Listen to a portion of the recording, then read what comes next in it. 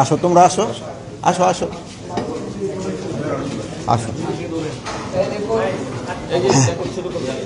ছবি দিচ্ছে 1 মিনিট ছবি নিবে তারপরে শুরু করবে।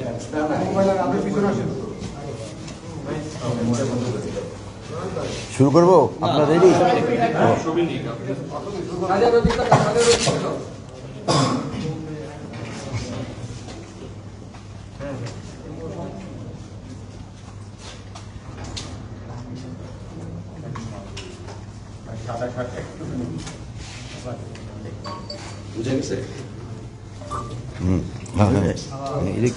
মানি লন্ডারিং এর টাকা, ঠিক আছে, গণ অতজ্ঞ প্যানিক সরবরাহ, এইসবগুলো ঠিক আছে। ডেভিড হান্টের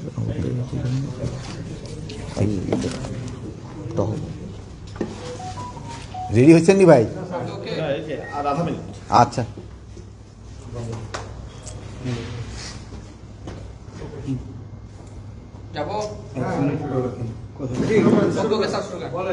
বিসমিল্লাহির রহমানির রহিম। আপনাকে এত রাত্রে আমি ডেকেছি, আপনারা অনেক কষ্ট করে এখানে আসছেন, এই জন্য আপনাদের ধন্যবাদ। আপনারা জানেন দেশের যে বিদ্যমান আইন শৃঙ্খলা পরিস্থিতি সম্বন্ধে আমরা পূর্ণ সজাগ এবং সচেতন। আপনারা জানেন যে আওয়ামী দোসররা তারা দেশকে অস্থিতিশীল করার জন্য সব ধরনের চেষ্টা করতেছে। যেহেতু তারা প্রচুর টাকা দেশ থেকে স্থানান্তর করেছে, ওই টাকা তারা এখন ব্যবহার করতেছে। এই টাকা ব্যবহার করে দেশকে একটা অস্থিতিশীল পরিস্থিতি করার চেষ্টা করতেছে। আমরা এইটা কোনো অবস্থায় করতে দিব না। আমরা যেভাবে হোক এটা প্রতিহত করব। দিনে রাত্রে যেখানে আমাদের বাহিনীর প্রয়োজন হবে তারা সেখানে যাবে এবং এটাকে প্রতিহত করবে। আপনারা জানেন, আমি আপনাদের সামনে দায়িত্বহীনভাবে বলতে চাচ্ছি, আমি এই আওয়ামী যারা এই কাজগুলি করতেছে তাদের আমি ঘুম হারাম করে দিব এবং তারা কোথাও কোনো স্থান পাবে না। দিনে রাতে যে জায়গায় হোক না কেন তাদের কোথাও কোনো স্থান হবে না। আর একটা আমি আপনাদের কাছে দায়িত্বহীনভাবে বলতেছি যে আমার বাহিনীকে আমি ইনস্ট্রাকশন দিয়েছি, তারা তাদের টহল কার্যক্রম আরও বৃদ্ধি করবে। আগামীকাল থেকে যেন কোথাও কোনো কিছু না ঘটে এই জন্য তারা ব্যবস্থা নেবে। এবং এই আমি বাহিনীর সবাইকে আমি এই ইনস্ট্রাকশন দিয়েছি এবং তারা এইটা ভালোভাবে কার্যকর করবে। এবং তারা যদি ভালোভাবে কার্যকর করতে না পারে তবে তাদের বিরুদ্ধে আমি একটা অ্যাকশন নেব। তা আপনারা দেশবাসীকে আশ্বস্ত করবেন, আইন শৃঙ্খলা পরিস্থিতি দিনে দিনে আরও উন্নতি হবে এবং এটা অবনতি হওয়ার কোনো সম্ভাবনা নাই। এবং দেশকে যারা অস্থিতিশীল করার চেষ্টা করতেছে তাদের কোনো অবস্থায় আমরা ছাড় দিব না। এই আওয়ামী দোসরদের আমরা কোনো অবস্থায় ছাড় দিব না। তাদের কাছে প্রচুর টাকা আছে, এই টাকা তারা বিভিন্ন জনের মধ্যে বিভিন্নভাবে ছড়াচ্ছে এবং দেশে একটা অস্থিতিশীল পরিস্থিতি করার চেষ্টা করতেছে, কিন্তু তারা কোনো অবস্থায় সাকসেস হবে না। এবং আমরা যেভাবে হোক আইন শৃঙ্খলা পরিস্থিতি দিনে দিনে উন্নতি করতে থাকবো। এবং এই যে ডেভিল হান্টের মাধ্যমে আমাদের কার্যক্রম অব্যাহত থাকবে এবং এই সন্ত্রাসীরা কোথাও কোনো জায়গায় ঘুমাতে যেন না পারে বা বসতে যেন না পারে, দাঁড়াতে যেন না পারে, এই ব্যবস্থা আমরা করব। মাননীয় উপদেষ্টা, আমাদের শেষ হয়েছে, আমরা প্রশ্ন করবো। হ্যাঁ বলেন। আচ্ছা, আপনি জানেন কি আজকেও দুটি ছিনতাইয়ের ঘটনা ঘটেছে এবং একজনকে একেবারে ওপেন ভাবে 4টি গুলি করে তার থেকে 160 ভরি স্বর্ণ ছিনতাই করার ঘটনা ঘটেছে। এগুলোর পেছনে কি আপনি সে আওয়ামী দোসরদেরই দেখছেন না অন্য কেউ এই সুযোগটি নিয়ে এই কাজটি করছে, কি মনে করছেন? এইটা এই দোসররাই বেশি জড়িত। এইটা এলাকাটা হলো বনশ্রী এলাকায় যে এই ঘটনাটা ঘটছে, এটা আমার নজরে আছে। এখানে ওই জায়গায় যে আমার আইন শৃঙ্খলা বাহিনীর যারা লোক আছে, আমি তাদেরও যদি কোনো গাফিলতি থাকে আমি তাদেরও আইনের আওতায় আনবো। এই মুহূর্তে 2টি ডিবি টিম মতিঝিল বিভাগ কাজ করতেছে স্যার। আপনার পদত্যাগ দাবি করা হয়েছে কিছু সময় আগে। ঢাকা বিশ্ববিদ্যালয় এলাকায় শিক্ষার্থীরা বিক্ষোভ মিছিল করেছেন, সমাবেশ করেছেন, তারা আগামীকাল দুপুর পর্যন্ত সময় বেঁধে দিয়েছেন আপনার পদত্যাগের জন্য। এই বিষয়টি কি আপনার নজরে এসছে? এই আমার এই পদত্যাগের ব্যাপারে আজকে তো প্রথম না, মানে তারা আমার যেই কারণে পদত্যাগ করতে বলে ওই কারণগুলি যদি আমি উন্নতি করে দিতে পারি তো আর কোনো পদত্যাগের প্রশ্ন না। তারা চাচ্ছে আইন শৃঙ্খলা পরিস্থিতি উন্নতি। আমি আইন শৃঙ্খলা পরিস্থিতি যেন উন্নতি হয় আমি এই ব্যবস্থা করতেছি এবং এই আইন শৃঙ্খলা পরিস্থিতি আগের থেকে অনেক উন্নতি হয়েছে এবং এটা আরও উন্নতি হতে থাকবে। এই তো ডেভিল হান্টের অপারেশনের পর থেকে এখন পর্যন্ত প্রায় 8,500 কিন্তু গ্রেপ্তার হয়েছে আমরা দেখেছি। তারপরে আপনাদের একজন ঊর্ধ্বতন কর্মকর্তা কিন্তু বলেছে চাঁদাবাজি কমে গিয়েছে, কিন্তু ছিনতাই চুরি বাড়ছে, যেটা প্রতিনিয়ত আমরা রাতে দেখি। এখন যাদেরকে গ্রেপ্তার করা হলো তা আসলে তারা কারা? আর এই যে রাতে প্রতিনিয়ত যে ঘটনা ঘটছে, শুধুমাত্র রাতেই নয়, সারা দেশেই ঘটছে অপ্রীতিকর ঘটনাগুলো, তাদেরকে কেন গ্রেপ্তার করা হচ্ছে না? আপনি গ্রেপ্তার কিন্তু করা হচ্ছে, বা যে পরিমাণ গ্রেপ্তার করা উচিত হয়তো সেই পরিমাণ হয়তো হচ্ছে না। যেমন ধরেন এই বাসে ডাকাতির জন্য কিন্তু অলরেডি 3 জনকে কিন্তু সাভার থেকে গ্রেপ্তার করা হয়েছে, গ্রেপ্তার হচ্ছে এবং গ্রেপ্তার এটা চলতে থাকবে। মাননীয় উপদেষ্টা, আমরা প্রথমে আসলে সশস্ত্র বাহিনীকে আসলে যতটা সক্রিয় দেখেছি, এখন আসলে হয়তোবা ওই উপস্থিতিটা আসলে দেখতে পাচ্ছি না।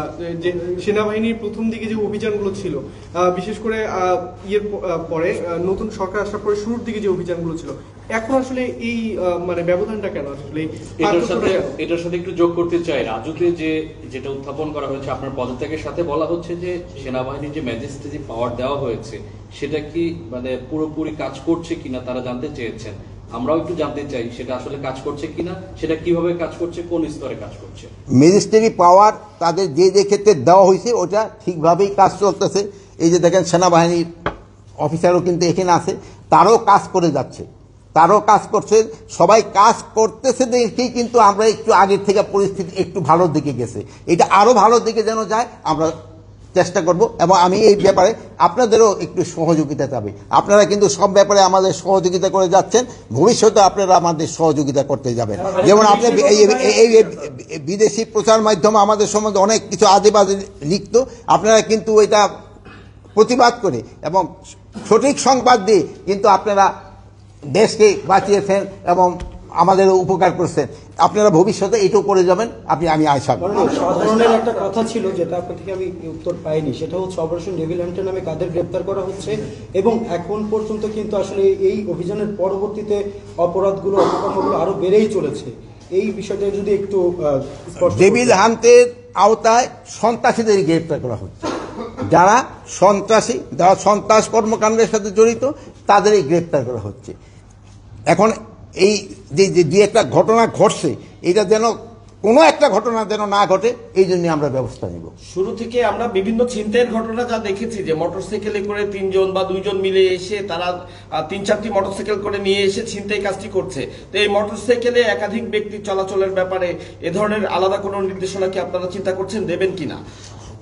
এই ব্যাপারে মোটরসাইকেলে যেন হেলমেট পরা অবস্থায় ছাড়া কেউ যেন না চড়ে, এবং 2 জনের বেশি যেন না চড়ে, এটার জন্য তো আমি অলরেডি ইনস্ট্রাকশন দেওয়া হয়েছে, এবং এটা যেন কার্যকারী হয়। ফারুক, এই যে তোমরা দেখবা যেন কোনো অবস্থায় এটা যেন কোনো না বর্তায়। মাননীয় উপদেষ্টা, শুধু ছিনতাই নয়, শিক্ষার্থীরা, বিশেষ করে নারী শিক্ষার্থীরা বলছে যে স্বরাষ্ট্র উপদেষ্টা এবং আইন উপদেষ্টা যখন দায়িত্ব নেয়, সবার আগে তাদের নারীদের নিরাপত্তার কথা চিন্তা করা উচিত ছিল।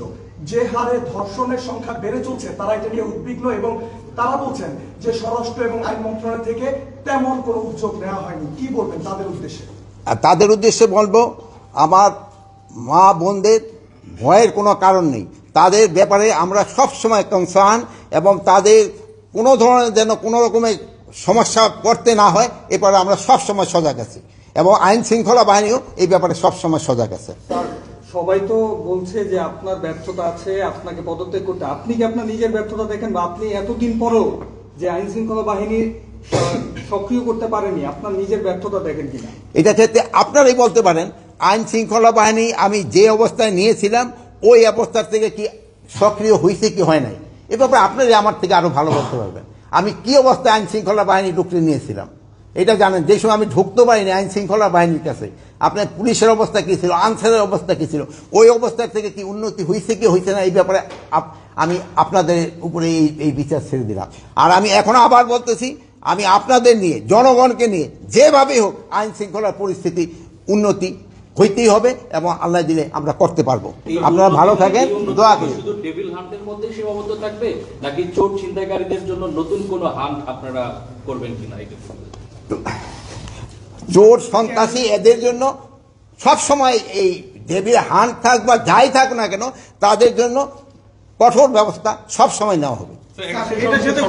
সবসময় বলা হচ্ছে যে আসলে আপনারা যথেষ্ট চেষ্টা করছেন আর কি দেশের আইন শৃঙ্খলা বাহিনীকে আসলে ঠিক করার জন্য, কিন্তু প্রতিনিয়ত যে ঘটনাগুলো ঘটছে, হওয়া উচিত ছিল যে যারা এই খারাপ কাজগুলো করছে বা যারা ছিনতাই করছে তারা আসলে ভয় পাওয়ার কথা ছিল, কিন্তু তারা হচ্ছে প্রতিনিয়ত কিন্তু তারা সীমা লঙ্ঘন করে যাচ্ছে, প্রতিনিয়ত ঘটনার তীব্রতা বাড়ছে। তো আসলে কোথায় সমস্যাটা? আপনি নির্দেশ দিচ্ছেন কিন্তু সন্ত্রাসী দেখা যাচ্ছে প্রতিনিয়ত তাদের যে ইনসিডেন্ট ঘটেই যাচ্ছে, তাহলে কাজটা আসলে মিসিংটা কোথায়, ল্যাকিংটা কোথায়? এটার সাথে আমি একটু বলি, আপনি ডেভিল হান্টের অপারেশন ঘোষণা করার পর থেকেই অপরাধের প্রবণতা বাড়তে আছে, তো সেই ক্ষেত্রে আপনারা গাফিলতি কোথায় দেখছেন বা গ্যাপটা কোথায় দেখছেন, এই বিষয়টা আপনারা কি দেখছেন? দিনের পর দিন এটা চিন্তাই পাচ্ছে যে ডাকাতি পাচ্ছে এই ডেভিল না, আমি এখন আমরা বসবো কৌশল নির্ধারণ আমরা এখন আবার বসতেছি। আপনারা দেখছেন যে আমি আইন শৃঙ্খলা বাহিনীর উদ্বোধন কর্মকর্তাকে আমি ডেকেছি এবং এই ব্যাপারে আমি এখন কিভাবে কি করা যায় এটা এখন আমরা নির্ধারণ করব এবং আগামীকাল থেকে আপনারা দেখবেন একটা ডেফিনিট ইমপ্রুভমেন্ট। আপনারা ভালো থাকেন, দোয়া করি। আল্লাহ হাফিজ।